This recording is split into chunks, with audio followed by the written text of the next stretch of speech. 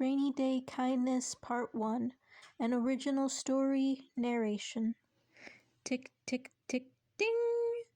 It was a dreary, rainy afternoon in the quiet town of Moiser, Oregon. The rain didn't stop the town from going about their daily business, however. Everyone was going about their daily routine. This included one of the bakers in town, who was just alerted by the sound of a kitchen timer that the croissants he was baking were done. The baker took out the steaming crescent rolls, sighing contentedly at the warm, cozy aromas that wafted from the pastries. That smells delicious. The baker looked up and smiled at the customer who was waiting at the counter. I'm glad you think so. I always make sure my customers get the best baked goods I can give. Oh, I don't doubt it, the customer grinned as she nodded in agreement. Ding, ding. As the baker started to wrap up the customer's order, he heard the sound of the door open. Looking up, he saw a young man with curly brown hair, dressed in jeans, a jade green shirt, and a white jacket, shaking out his umbrella before shutting the door behind him.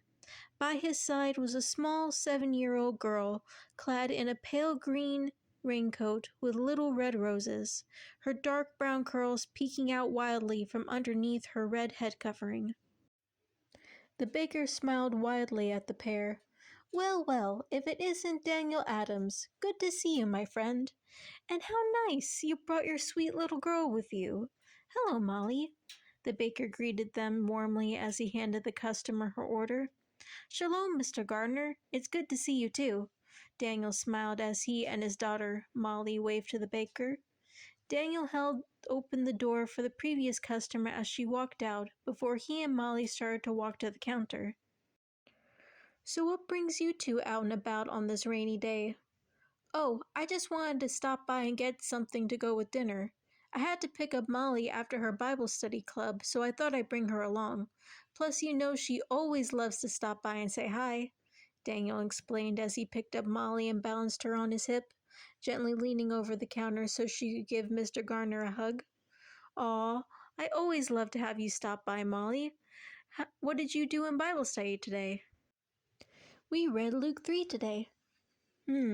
I've always enjoyed the book of Luke. Were you paying attention, young lady? Mr. Garner playfully wagged his finger. Yes, Mr. Garner. Molly smiled with a giggle. Is that so? The baker smirked. Can you tell me what John the Baptist said to do with extra tunics and food? Molly tapped her chin, lost in thought, until her eyes lit up. Oh, to share with people who have none. You have been paying attention. Atta girl. Mr. Gardner reached over the counter and gave Molly a high five. Nice job, sweet pea. You're growing more knowledgeable every day.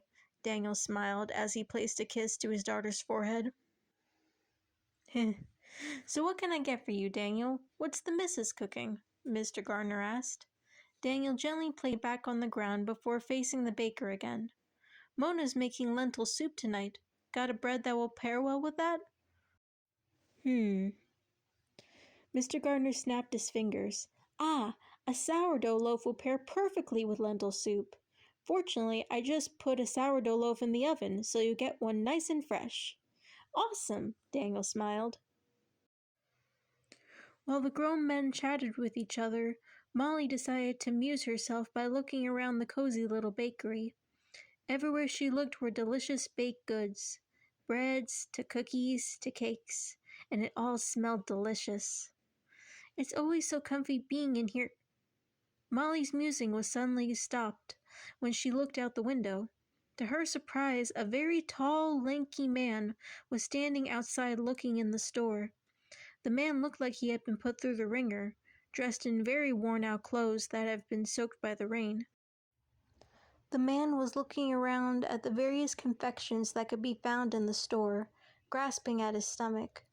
Though his coat added some bulk to his torso, Molly couldn't help but think that the man looked very gaunt, face and long legs looking very thin.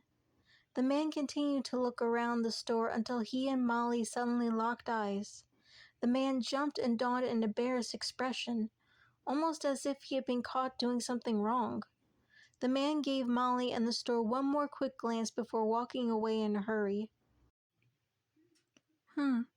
I wonder if that guy is okay, Molly thought to herself. What do you want to pick out, Molly? Molly?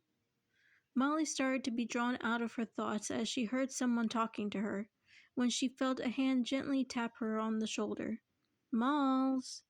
Realizing that her dad was trying to get her attention, Molly shook her head to come back to reality, and looked up at her dad. Huh? What? Are you okay, honey? I was asking you a question and you were completely zoned out. Daniel raised an eyebrow in concern. Oh yes, I'm okay, Dad.